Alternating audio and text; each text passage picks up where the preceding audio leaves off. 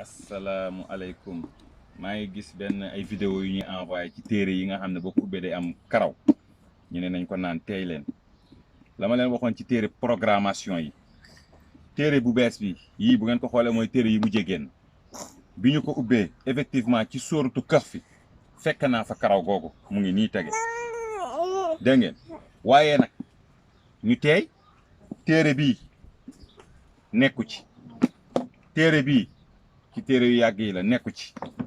téere bii ci téere yu yàgg yi la nekku ci téere bii ci téere yu yàgg yi la nekku ci téere yii ci téere yu yàgg yi la nekku ci waaw may laaj lan moo tax li ko dalee que 2099 jëm ba 2001 téere yi nekku ci waaye li ko talee nag ci 2008 jëm ci 2000 muy yii fi ñu toll 2020 nga ñëw fekk ci karaw googu c'est une programmation bu nga xamante ne